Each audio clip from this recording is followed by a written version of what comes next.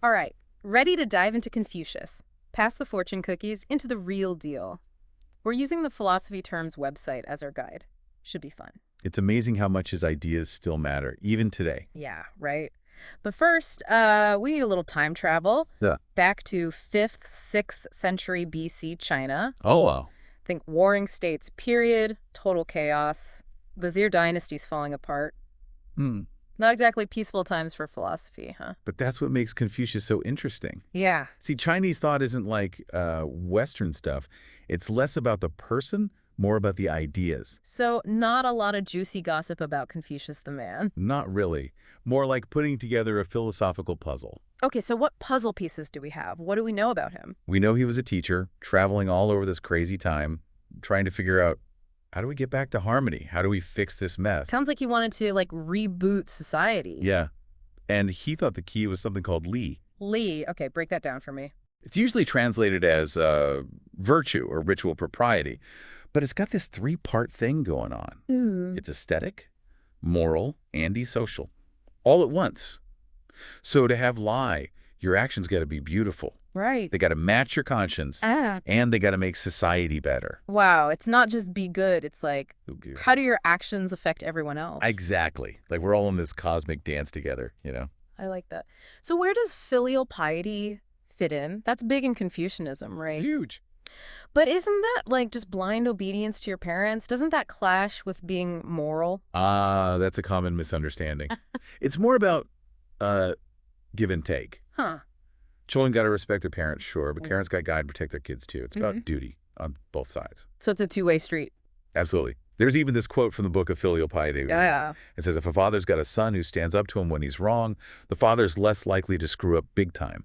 So how can someone be truly filial if they just blindly obey, even when it's wrong? Whoa, that's deep. So sometimes respecting your parents means telling them they're messed up. Sometimes, yeah. It's about that tension between authority and doing the right thing.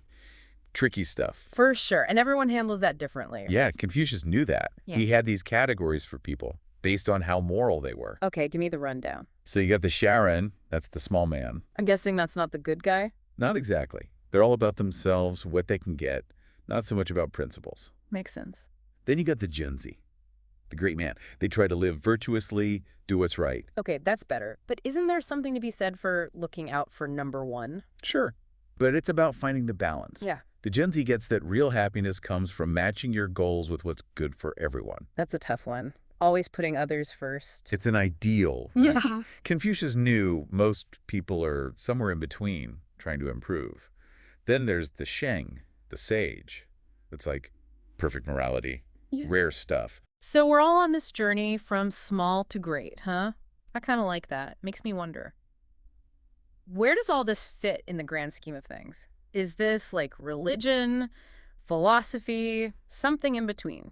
That's a question that's been bugging people for ages. See, in ancient China, those lines were blurry. Guys like Confucius were teachers, advisors, Andy kind of spiritual figures all rolled into one. So we see bits of both in his teaching. Exactly.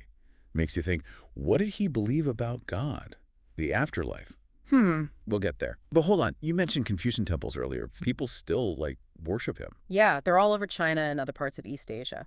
Places to reflect, do rituals, show respect to Confucius and his followers. So it's not just academics debating him in dusty libraries? Nope. It's a living tradition, still shaping values, how people act, even politics in different parts of the world. Pretty wild, right? Yeah, that is wild. It's mind-blowing how these ideas from, forever ago still hit home. Yeah, I know, right? That's a tough one to live by these days. Yeah, totally. It's hard to balance doing your own thing with what's good for everyone else, especially in a society that's all about me, me, me. It's like we're constantly told, be happy, be successful, even if it means stepping on others. Social media is the worst, right? It's all about that perfect image, even if it's fake. Like we're programmed to be those small men Confucius warned us about. So how do we break free? How do we switch from me to we? Self-cultivation's key. Right. Confucius didn't think people were born good or bad, more like shaped by what's around them. So we're all works in progress, constantly changing. Exactly. And we can all develop those virtues that make us and society better.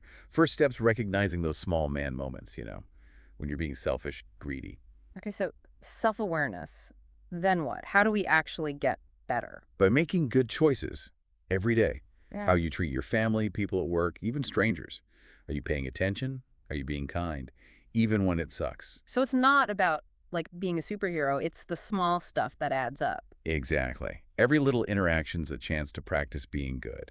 That's kind of a cool thought. We can make a difference without being famous or whatever, just by being decent people. And over time, those choices change you, and they change the world around you.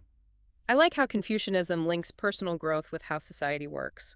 It's not one or the other, they're tied together. Right. Super important insight. The better you are, the better the world can be. Makes sense. Hey, remember how you said Confucius might not be a fan of today's politics? Yeah, all that fighting, people trying to score points, he wouldn't like that. Especially because he thought leaders should set a good example, inspire trust.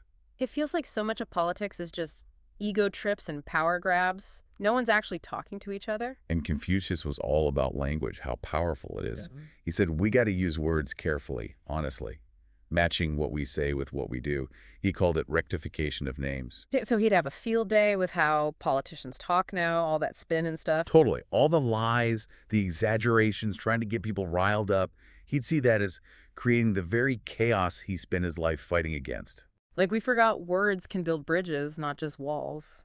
We need to talk to each other with respect. That's how you build trust and understanding. And without that, everything falls apart. Makes you wonder, what would Confucius think of the internet? He was all about real conversations, face-to-face, building relationships based on honesty. So, I don't know. He might have some issues with the internet. Probably not a fan of trolls and people being jerks online, huh? Nah, he was all about sincerity, being genuine. But maybe he'd see the good side too. How it connects people helps us learn if we use it right. So maybe that's where we come in. Us trying to be those great men he talked about. How do you mean? We can be better online, more respectful, open to different opinions, using our words to bring people together, not tear them apart. Like a digital version of that rectification of names thing, making sure our online actions match our values. Yeah, trying to make things better, even though it's easy to get sucked into all the negativity. I love it. Confucius would approve. It's about remembering our words have power, they affect real people, and we got to take responsibility for that. And here's a real mind bender. You said Confucius was big on working hard, contributing to society. What do you think he'd say about AI? Robots taking over all the jobs. Oh, man. Now that's a question. Gets right to the heart of things, doesn't it? Welcome back to our Confucius deep dive. Last we left off, we were about to ponder, what would Confucius make of AI? Like, robots taking our jobs and all that. Yeah, it's a total trip to imagine what a guy from 2,000 years ago would say about all this tech stuff. I know, right?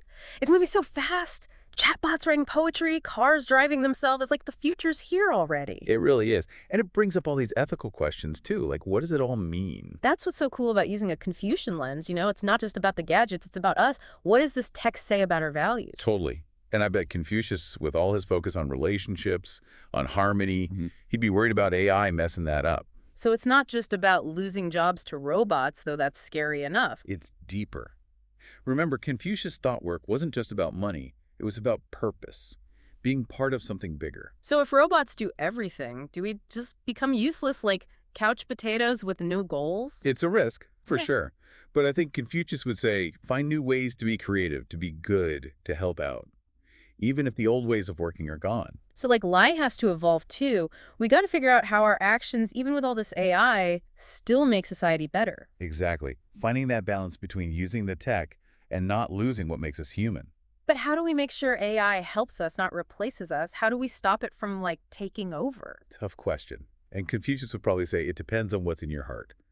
Tech's just a tool, right? Yeah. Good or bad depends on who's using it. So don't be scared of AI itself. Be careful about how we build it, how we use it. Exactly. We got to treat AI with the same ethics we try to live by. Like what? Give me some examples. Fairness, honesty, taking responsibility. Make sure those AI systems aren't biased, that they're making things more equal, not worse. Like build those great man values into the code itself. Uh-huh. I like that. Maybe we need a Confucius AI ethics checker or something. Yeah, maybe that's a bit much. But seriously, we have a chance to shape this AI thing the right way. I agree. And Confucianism, with all its wisdom about people and society, it's a great guide for this crazy future we're heading into. It's like Confucius is a time traveler, giving us tips from the past to survive the future. Man, we've covered a lot today. From ancient China to robot overlords. Any last words before we wrap up? Just this. Confucius thought learning and growing never ends. There's always more to discover, more to become. And maybe by learning from the past, we can make a future that's a little wiser, a little kinder, a little more in tune with what matters. That's a great way to put it. And on that note, we'll leave you with this. If Confucius were here today looking at our world, what would he say? What would he want us to change? We'd love to hear your thoughts. Thanks for joining us on this Confucius deep dive. We'll be back soon with more big ideas worth exploring.